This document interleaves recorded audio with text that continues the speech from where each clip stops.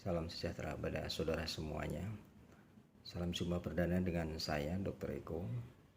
Kali ini saya hendak membagikan teknik yang efektif dan efisien untuk mengeluarkan lendir ataupun dahak seperti yang telah saya janjikan beberapa saat yang lalu di laman FB saya. Dan teknik ini kebetulan juga bisa berfungsi sebagai olahraga yang sebenarnya minimalis tapi efeknya lumayan maksimal, seperti yang sering kita jumpai ya. Pada umumnya kita itu lebih senang sesuatu yang sederhana, simple, tapi efeknya besar. Seperti halnya prinsip ekonomi, pengennya dengan pengeluaran yang kecil tapi hasilnya maksimal.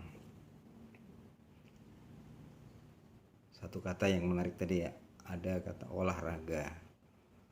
Kalau dengar kata olahraga itu sebenarnya cukup memprihatinkan juga, karena sebagian besar pasien yang kita jumpai ketika ditanya tentang olahraga ini, jawabannya sebagian besar ada terbagi beberapa bagian. Satu, karena faktor males. Kedua, karena faktor waktu, karena kesibukan kerja dengan alasan sibuk tidak sempat. Kalau ibu-ibu kadang malah menyatakan bahwasanya pekerjaan rumah tangga ini kan seperti dianggap sebagai olahraga. Jadi tidak sepenuhnya salah, tapi juga tidak sepenuhnya betul juga. Kita melangkah ke belakang dulu ya untuk menggali tentang masalah teknik yang akan saya sampaikan ini. Bahwasanya manusia hidup ini untuk melangsungkan kehidupannya tidak lepas dari dua faktor. Itu masalah berhubungan dengan masalah input ataupun output. Input berupa masukan, output keluaran atau pembuangan sampah. Input ini bisa berupa satu, nutrisi, kedua, oksigen. Nutrisi berasal dari makanan atau minuman yang akan diolah melalui saluran pencernaan. Oksigen melalui jalur pernapasan yang sumbernya ada di alam semesta ini, yang kita peroleh secara melimpah, gratis. Dari status nutrisi ini mungkin setiap orang berbeda-beda karena perbedaan sosial ekonomi ya. Kalau sosial ekonominya menengah ke atas mungkin sanggup memenuhi kebutuhan nutrisinya dengan lebih bagus. Mungkin seperti yang dulu kita kenal, ada 4 sehat 5 sempurna. Tapi kalau ekonomi ke bawah mungkin tidak mampu memenuhi semuanya. Namun andaikan pun kita tidak bisa bersaing dalam masalah nutrisi, kita masih bisa bersaing di masalah oksigen. Jadi tidak ada kata istilahnya orang tidak bisa sehat hanya karena mengandalkan nutrisi yang bagus. Karena banyak juga ya yang kalangan bawah juga sehat. Nah, kemudian masalah output atau pembuangan sampah. Di dalam tubuh kita kenal ada beberapa jalur pembuangan. Kita mulai satu, dari anus akan keluar berupa tinja atau feses. Tinja ini normalnya ya kita buang setiap hari sekali minimal. Kalau tidak keluar sehari sekali berarti pasti ada sesuatu yang enggak benar dengan diet kita, mungkin karena kurang serat, kurang minum, Dan ini masih bisa kita selesaikan dengan pemberian obat, misalkan obat-obat pencahar. Jalur kedua melalui saluran kencing dengan mesin utamanya ada di ginjal. Agak susah juga di sini, masih bisa kita bantu dengan obat juga untuk mengeluarkan kencing. Ketiga, melalui pori-pori tubuh kita, itu berupa pengeluaran keringat, bisa karena pengaruh suhu yang panas, dingin, ataupun karena aktivitas olahraga. Yang terakhir, melalui mulut dan hidung kita, berupa pengeluaran lendir, ingus, ataupun dahak.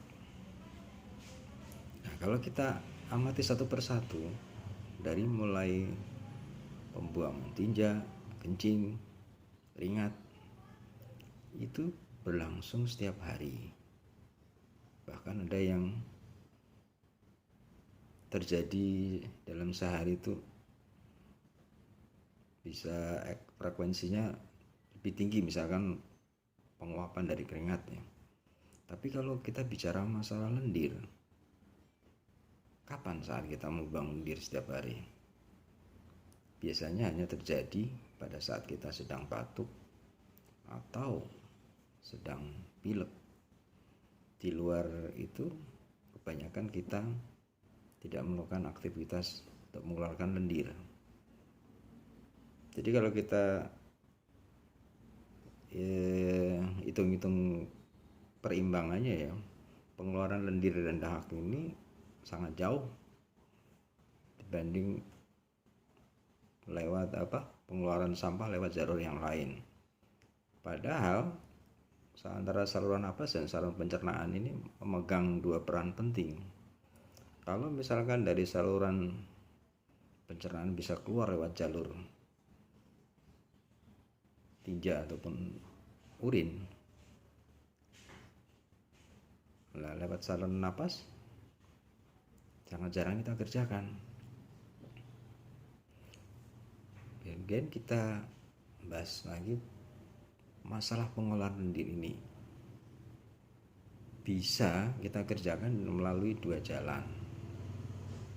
Yang pertama, secara farmakologis atau dengan memakai obat-obatan.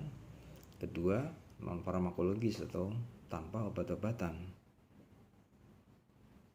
Yang pertama, kita pakai obat-obatan ini bisa obat medis, bisa berupa herbal. Obat-obat medis biasanya sebangsa amproxol ataupun acetylcysteine yang fungsinya untuk mengencerkan lendir, dahak. Kalau dari segi non medisnya, kita kenal ramuan herbal yang sebenarnya sudah lama dikenal ya di daerah Jawa terutama. Kalau di luar Jawa saya belum paham. Nah, di Jawa ini dikenal sebagai gurah, yang biasanya dikerjakan oleh para pesinden, kori ataupun penyanyi. Tujuannya apa? Ya agar karena pengeluaran lendirnya ini lancar sehingga kualitas suara yang dihasilkan menjadi bagus. Nah, teknik gurah ini biasanya dia memakai ramuan herbal ya. Dan menurut pengalaman saya pribadi yang pernah mencobanya, obat-obat medis ini belum mampu menyamai kehandalan teknik gurah secara tradisional ini dalam hal mengeluarkan lendir ataupun dahak. Jadi cairan ramuan herbal itu dimasukkan dalam sebuah jarum suntik ini ya, spike, kurang lebih sekitar 1 atau 1,5 cc.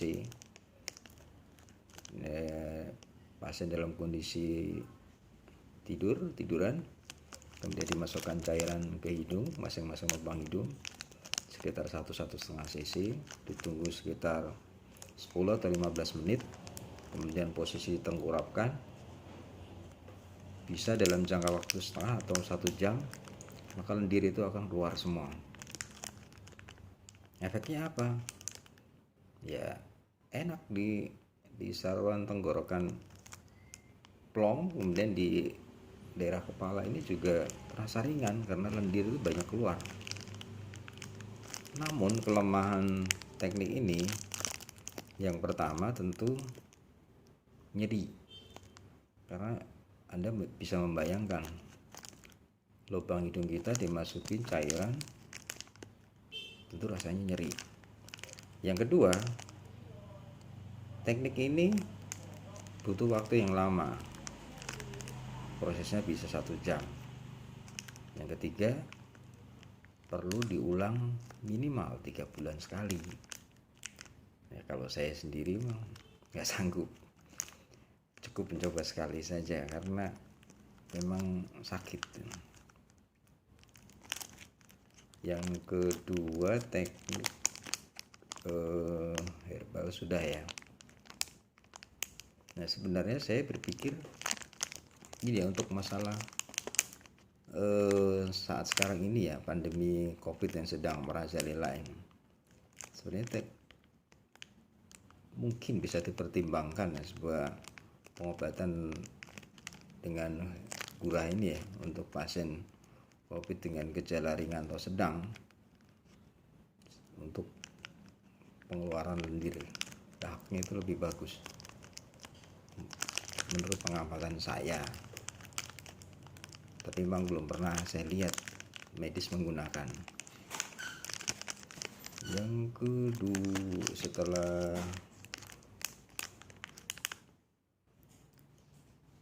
mengapa sih kita perlu mengeluarkan lendir secara rutin? Karena saluran napas kita ini dari mulai hidung kemudian dikelilingi oleh sinus ya, ada beberapa sinus. Yang paling besar itu ada di sinus maxillaris, di pipi ini, rongga pipi, yang dari dasarnya buat bantalan rahang atas ini gigi. Dan di hidung yang sebelah samping dan atas ini ada sinus lagi, namanya sinus ethmoidalis. Ke atas di dahi ada sinus frontalis, ke belakang lagi ada sinus sphenoidalis. Fungsi sinus ini dia berupa rongga yang berisi udara kosong untuk resonansi suara. Makanya kalau kita sedang pilek, kualitas suara kita akan terganggu. Dari rongga hidung, sinus, kemudian ke belakang ada nasofaring, berlanjut ke orofaring, laring, trakea, baru bronkus masuk ke paru-paru. Dan semua saluran itu memproduksi lendir. Bila drainase lendir kita ini terganggu, tentu akan menimbulkan masalah. Salah satu halnya misalnya kasus sinusitis, yaitu peradangan pada sinus di daerah muka ini, bisa karena pencetusan karena faktor alergi dan ditumpangi juga dengan adanya infeksi. Maka sebenarnya pengeluaran lendir ini juga sangat penting.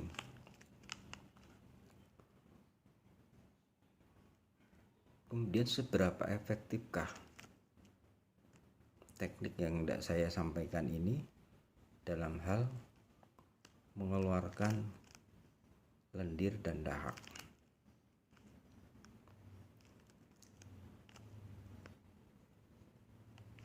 Lendir dan dahak itu dia akan gampang dikeluarkan bila dia lumer atau cair ya.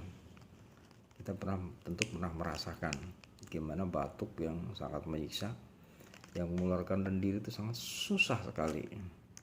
Kita paksa batuk berulang-ulang juga susah. Oh ya, saya menambahkan kembali tadi ya masalah non farmakologis yang untuk mengeluarkan lendir tadi. beberapa saat yang lalu juga dikenalkan oleh sejawat kami yang dari Jogja ya, dengan teknik proning atau sujud.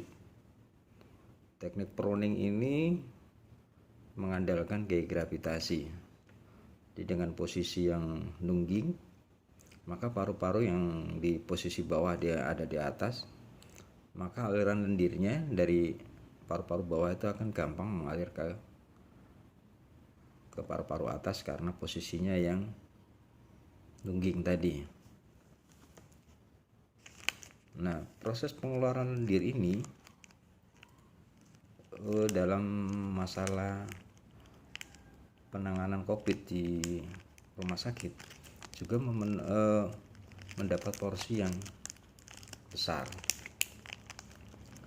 karena dilaporkan ada yang melaporkan hampir 50% teknik proning ini diperlukan bisa membantu kesembuhan pasien bahkan sampai 50%. Namun ini jadi masalah, sebagian besar pasien tidak tahan dengan teknik ini. Idealnya secara teori hampir 12 jam harusnya dilakukan posisi proning, tapi biasanya kita kerjakan 2 jaman, dan rata-rata nggak sampai 5 menit pun pasien akan tidak kuat. Terus yang kedua, seperti kita bahas di awal, oksigen ini juga menempati peran penting dalam hal pengobatan kasus COVID ini, termasuk protokol terapi ya. Karena seperti kita ketahui, yang diserang dari COVID ini, organ utama yang kena adalah paru-paru, yang merupakan mesin utama kita untuk mengolah oksigen. Makanya terapi awal diberikan oksigen. Oksigennya bisa melalui beberapa tahapan. Yang pertama lewat kanul atau selang napas yang sering kita lihat itu yang kecil yang ada di hidung, itu bisa mencapai kecepatan oksigen 10 liter per menit. Kalau dengan kanul oksigen itu tidak mampu mencukupi atau menaikkan saturasi oksigen, maka akan dinaikkan ke tahap berikutnya, yaitu memakai sungkup yang modelnya sering kita lihat di sinetron itu ya. Sungkup ini kapasitas oksigennya bisa mencapai kecepatan 15 liter per menit. Apabila dengan teknik sungkup ini pun tidak mencukupi untuk menaikkan saturasi oksigen yang bagusnya di atas 94%, kadangkala dilakukan teknik double dengan nasal kanul tersebut. Jadi nasal kanulnya 5 liter, sungkupnya 15 liter, bisa total sekitar 20 liter. 20 liter tidak mampu menaikkan saturasi oksigen, kita naikkan lagi dengan alat yang namanya HFNC. HFNC ini high flow nasal kanul, artinya dia memasukkan oksigen kecepatan tinggi ke dalam rongga hidung kita. Itu bisa mencapai kecepatan maksimal 60 liter per menit. 60 liter per menit ini kalau kita rasakan di kulit itu seperti ditiup dengan kencang. Anda bayangkan dengan kecepatan seperti itu dimasukkan di hidung dalam jangka waktu berhari-hari, karena perawatan penderita COVID ini rata-rata di atas 1 minggu. Rasanya tentu panas dan kering, makanya banyak pasien yang mengeluh tidak kuat juga. Nah, teknik yang tidak saya kenalkan ini, dia prinsipnya hampir mirip dengan alat HFNC ini. Itu bagaimana kita berusaha memasukkan oksigen secara cepat ke dalam paru-paru. Karena kalau kita lihat HFNC dengan kecepatan 60 liter per menit itu, kalau kita bayangkan dia paling hanya sampai menjangkau daerah nasofaring, orofaring. Dia nggak bakal bisa menjangkau sampai ke bawah trachea. Sekarang kita bahas dengan teknik yang tidak saya kenalkan ini ya, teknik olah napas. Kalau kita bicara tentang olah napas, sebagian besar kita tentu bayangannya mesti mengarah ke teknik bela diri yang sudah kita kenal booming tahun 80-an tentang olahraga olah napas. Ya tidak sebenarnya salah. Ada beberapa teknik olah napas, teknik pernapasan. Yang pertama pernapasan dada, yang kedua pernapasan perut. Sebenarnya secara medis istilah pernapasan perut ini ya kurang pas, karena pada hakikatnya napas ya ada di dada, di paru-paru. Walaupun secara fisik paru-paru nggak kelihatan terlalu ngembang dan perutnya yang mengembang, sebenarnya kan udara masuk itu juga ada aja di paru-paru, nggak bakal dia masuk ke rongga perut karena dia beda rongga dan nggak ada hubungan. Nggak mungkin udara yang kita serap itu masuk ke perut. Tapi karena ada perlakuan udara yang kita serap dari hidung, kemudian ada perlakuan khusus di perut dengan cara ditekan. Ada yang berbagai macam teknik, ada yang tekan di bawah 2 jari di bawah pusat, atau dengan sistem kedut, bisa juga dengan napas segitiga, segi empat, atau sistem napas pompa. Banyak macamnya.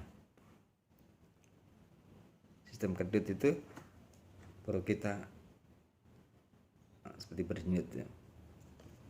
Kalau yang pompa, tarik tahan, tarik tahan, tarik tahan. Kalau sudah tidak kuat baru dikeluarkan.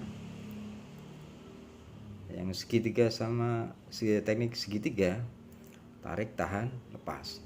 Yang segi empat, tarik tahan, lepas, kosong, baru tahan lagi.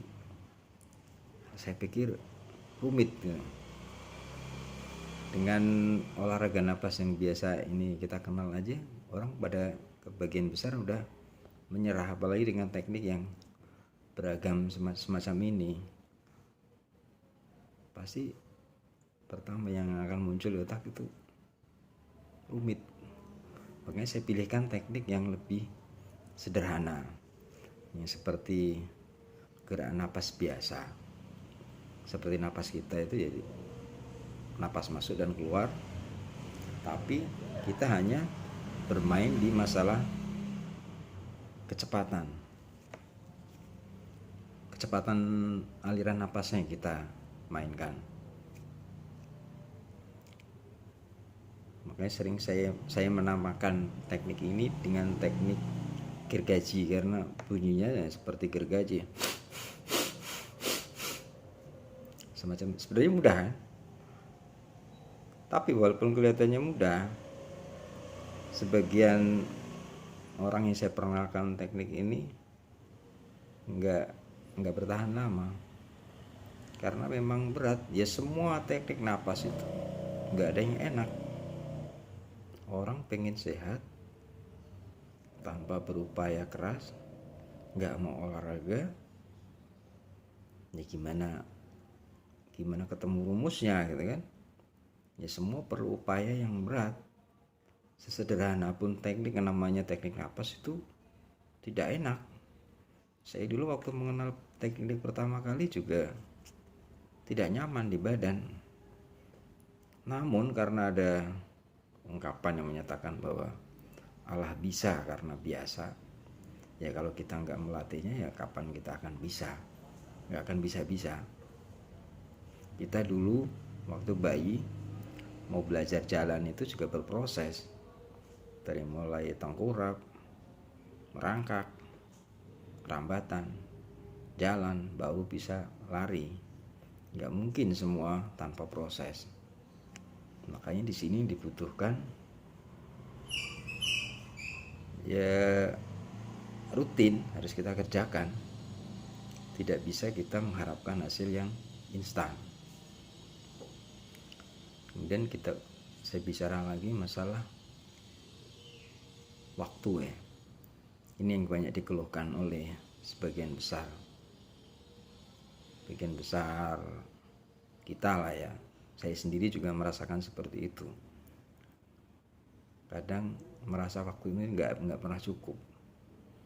Pulang kerja capek, sampai rumah paling tinggal istirahat, ketemu anak istri, belum lagi aktivitas main handphonenya.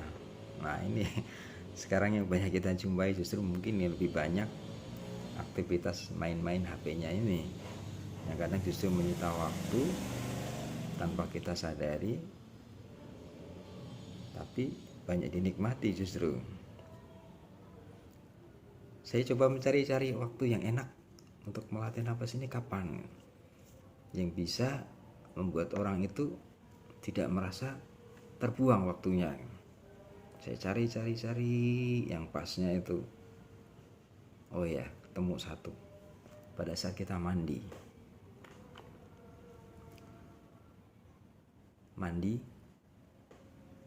jadi kita kerjakan bersamaan dengan aktivitas mandi.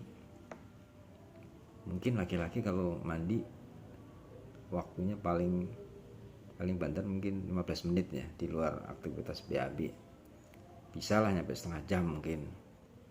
Kalau perempuan mungkin lebih panjang lagi, bisa setengah jam, bisa 1 jam mungkin.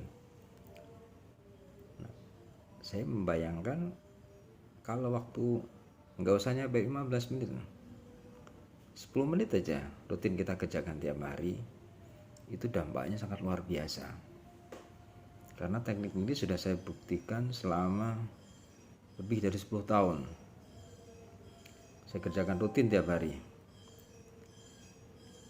Dan saya mulai mempelajari teknik napas ini sejak tahun 89.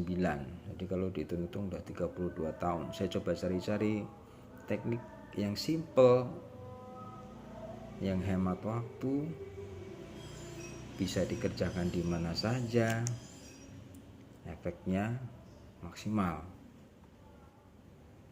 Ya akhirnya ketemu teknik ini.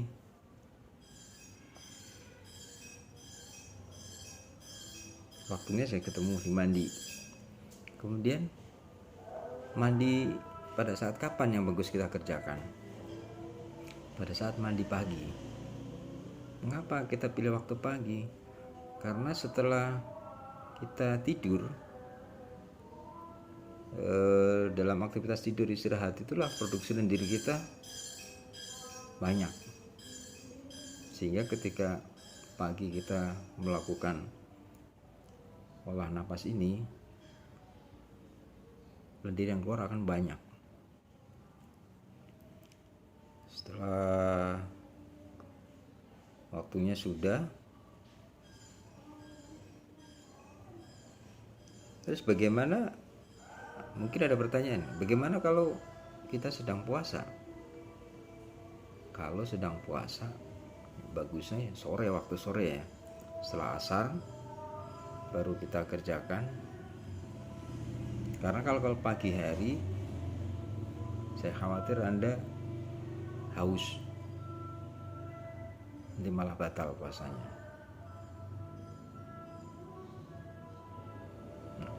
Di luar waktu mandi bisa nggak kita kerjakan? Tentu bisa. Sebenarnya kalau ada kemauan dengan jalan apapun masih bisa gitu. Misalkan kita sedang aktivitas nyapu ataupun ngepel, bisa. Mencuci apalagi bisa, terutama ibu-ibu ya. Tapi kalau sedang memasak, saya sarankan jangan. Kenapa jangan? Pada satu masa ini kan kita berhadapan dengan makanan, sedangkan olah nafas ini kita akan mengeluarkan droplet yang banyak nanti. Kalau dropletnya mencemari makanan kan repot nanti ya.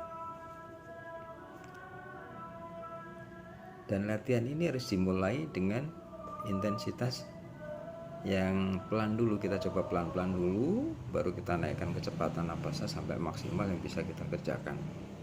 Jadi masing-masing kita harus mengukur diri kita sendiri. Kalau misalkan dengan latihan kecepatan segini kita udah nggak mampu, ya stop, jangan dilanjutkan. Jadi teknik yang saya perkenalkan ini memakai teknik pernapasan dada melalui rongga hidung, bukan melalui mulut. Mengapa saya milih yang teknik rongga dada, pernapasan dada? Karena teknik pernapasan dada ini dia tidak mempunyai efek, terutama pada sebagian orang ya, menimbulkan ambeien. Karena kan pernapasan perut kita bermain di tekanan dalam perut, sebagian besar bisa terjadi ambeien, atau yang sudah punya ambeien malah bisa menjadi parah. Nah, kalau napas dada kita hanya bermain di sekwilda aja, sekitar wilayah dada, tidak otak-atik masalah perut.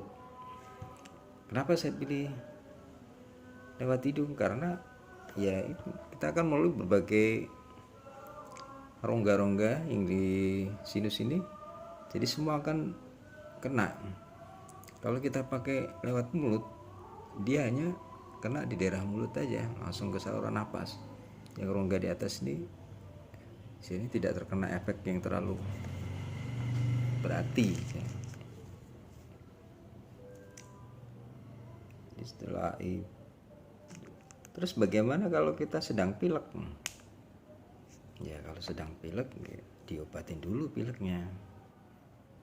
Jadi kalau pileknya sudah reda, baru bisa kita lakukan teknik ini. Makanya biasanya saya kalau sudah mulai bersin-bersin gitu, ya saya kerjakan minum obat dulu, biar jangan sampai berlanjut menjadi pilek. Kalau kita punya penyakit hipertensi gimana? Saya tidak menyarankan kalau kita menderita hipertensi yang berat ya, misalkan di atas 150 sistol. Dan saya anjurkan 1 jam sebelum melakukan olahraga ini, Anda sudah minum obat antihipertensinya dulu. Karena memang yang namanya hipertensi secara medis memang tidak akan bisa lepas dari obat. Karena kalau Anda lepas obat, ya kadar obat dalam darah akan turun, ya tensinya pasti akan naik lagi. Kalau masalah sakit jantung, apalagi sakit jantung, saya yakin Anda nggak bakal kuat. Makanya saya juga kalau mau mencoba silahkan, tapi istilahnya yang normal aja kebanyakan nggak kuat. Asma menurut saya lebih bagus karena ini mengeksplorasi lendir. Karena pengeluaran dahak pada penderita asma ini juga bagus. Tapi saya sarankan minimal setengah jam sebelumnya kita pakai dulu obat inhalernya sebagai pencegahan.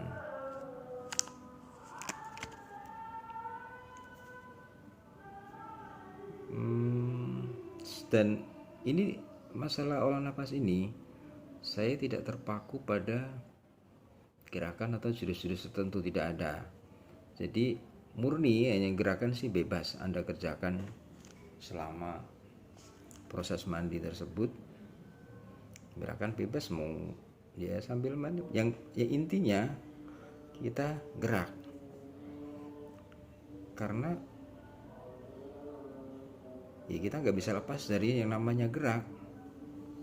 Ada olahraga, ada olah napas. dua-duanya harus saling berkaitan, bekerja sama. Apa bedanya antara olahraga dan olah napas? Olahraga belum tentu kita mengolah napas. Contohnya jalan kaki itu olahraga, tapi dia tidak mengolah napas secara maksimal. Sepeda santai, atau kita pakai sepeda statis santai, itu olahraga, tapi dia tidak mengolah napas secara maksimal. Ya kira-kira apa yang bisa memenuhi kriteria olahraga dan olah napas secara maksimal? Yang menempati peringkat pertama tentu ya olahraga pernapasan tersebut. Namun olahraga pernapasan ini kan satu berat, dua kita butuh waktu. Bayangkan paling enggak kita butuh alokasi waktu untuk olahraga tersebut 1 jaman. Belum perjalanan dari rumah ke tempat latihan, belum lagi di sana ntar ngobrol ketemu teman-teman. Jadi tidak hemat waktu, dan kita kerjakan ini apa hanya maksimal paling 2 kali seminggu. Sedangkan namanya olahraga dan olah napas ini ya perlu kita kerjakan tiap hari. Ya karena seperti saya nyatakan dari awal, pembuangan sampah kita itu lewat jalur-jalur yang lain itu tiap hari berjalan gitu loh. Hanya olah napas kita aja yang belum pernah kita olah untuk pembuangan lendir itu sendiri. Yang kedua, selain olahraga pernapasan, bisa dengan lari jarak jauh ya. Ini mengolah napas dan mengolah raga. Namun sekali lagi, berapa dari kita yang sanggup menjalankan rutin? Paling banter hanya seminggu sekali. Paling banter ya, kalau ada yang mengerjakan.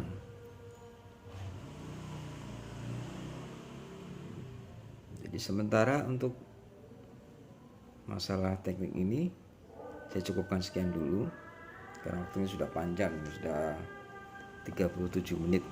Nanti untuk teknik prakteknya akan saya share di pertemuan berikutnya. Terima kasih. Salam sehat, salam olahraga, salam angin semilir.